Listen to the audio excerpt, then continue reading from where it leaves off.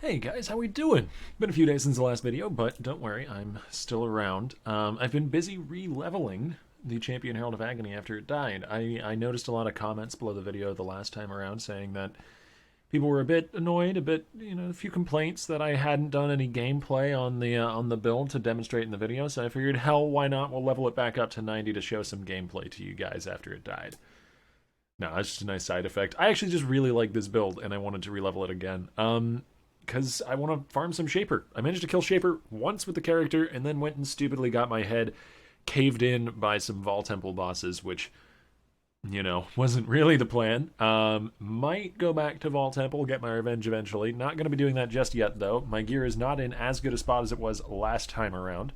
Only 6.5k life. I think I had 8 point something last time because I don't have the Calm's Heart on. I'm currently rocking a Belly of the Beast that I managed to find while I was leveling. I do have a pretty decent helmet, not as good as the last time. It's plus 2 minion gems minion damage rather than plus 3 minion gems minion damage, but the other rolls are better. It's got life, it's got really good res. Pretty nice hat. Still going to be working on upgrading it, but pretty nice hat, which is where most of your damage comes from in this build. And the rest of the gear is pretty basic. I don't have my Elder Gloves yet. These are just basic gloves, so that's why my Rain of Arrows is in my chest piece and a 5-link. Life res, Thieves Torment, life res, minion movement speed. Life res, pretty bad actually, can upgrade that, and a Quill Rain. So if you're interested in the path building for this character, you can look in the description below this video or below the last one. But I'm just going to go ahead and run a map. I've only just started breaking into red maps with the character. I've been taking it pretty cautiously while re-leveling. I want to get up to Shaper and I want to farm him a bunch, but I don't mind if it takes me a little while to get there. I'm going to see, what's a good map for me to go ahead and run? We could run a Lair and get a free Zana map, 2 for the price of 1. Or I could run a Coves and get some fuel off of Nico, which I'm actually kind of interested in, but I don't have a Coves right now, so that's unfortunate. Let's go ahead and run a T11. I think I'm actually going to stay away from Lair, because that boss can be a little annoying. And as I said, I don't want to risk the character, but we can run some Bog. It'd be a shame if I died off stream, though. I guess it's at least being recorded for posterity's sake. That's fine. We've got Extra as Lightning, Dodge is Unlucky, Poison on Hit, Monster Variety, Rogue Exiles, nothing too terrible. And Guild Chat is going to pieces, apparently. Let me turn that off real fast. And the map clear itself is nothing too terribly impressive. Unlike Occultist, I don't have corpse explosions off the Herald of Agony. If you want a faster map clearing Herald of Agony, Occultist is likely the way to go over Champion. As well as that, if you have more of a budget to throw out at Occultist is also better. Going CI Occultist, Herald of Agony, or even low life Occultist, Herald of Agony can scale out of hand pretty quickly, but Champion is a very good low-budget option, particularly if you want to be life-based and don't want to play ES. I don't really enjoy ES builds myself all that much, so it's one of the reasons why I've gone for Champ. You get quite a bit out of the Ascendancy, though. Hits can't be evaded, which is a debuff on the enemy. Enemies cannot evade hits if they've been taunted by you, so that means hits even from my minions cannot be evaded, not just me. So it's really reliable for stacking my own Virulence, because obviously I land every hit and I have 100% poison chance, so therefore I always poison.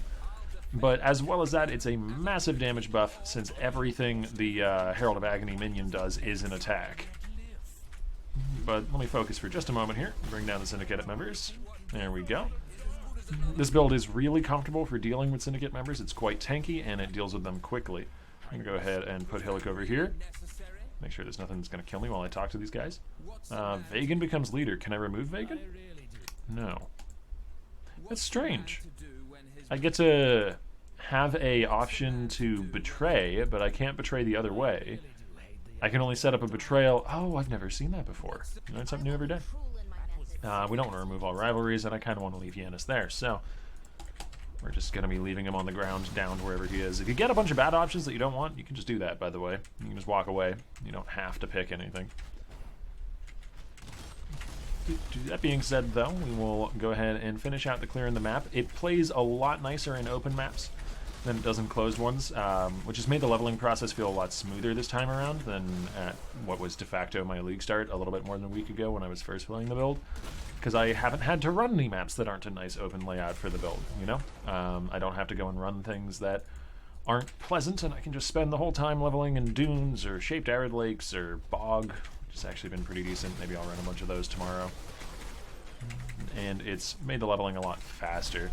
It has some issues sometimes in Delve where the Scorpion will get lost a little bit behind me. Using your Convocation judiciously while delving is pretty important. To be honest, using your Convocation judiciously at all times is pretty damn important, but let's go ahead and get up to 40 stacks and evaporate the boss. There we go.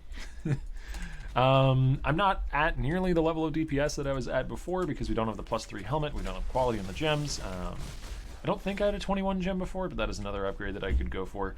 And already the damage is starting to feel a little bit out of hand, considering that, again, on the passive tree, there is one, sort of two, damage wheels worth of investment, and they're both mostly for attack speed and utility. I pick up minion attack speed affects you so that I can scale my own attack speed off of the minion attack speed I'm grabbing, and the other wheel is basically just because it has minion move speed, which is a super valuable stat for Herald of Agony. When all of your clear comes from a single minion, getting him to go quick is a pretty big deal. But yeah, that's about it. Nothing stellar in terms of map clear, but comfortable enough. I've enjoyed it. Very tanky, very budget friendly, very strong in the end game. Very good single target, but a little slow and clunky in the clear. If you enjoyed this video and you want to see more, go ahead and subscribe to the channel. Button's right down there. If you want to see this video, or not this video, if you want to see this build played some live, I am going to be streaming it until I die, I guess, which hopefully doesn't happen anytime soon. Over on my channel at twitch.tv/Octavian0. You can find a link to that in the description, and as I said earlier, you can find a path of building for this character as it currently stands in the description as well. Thank you all for watching. I'll see you in the next one.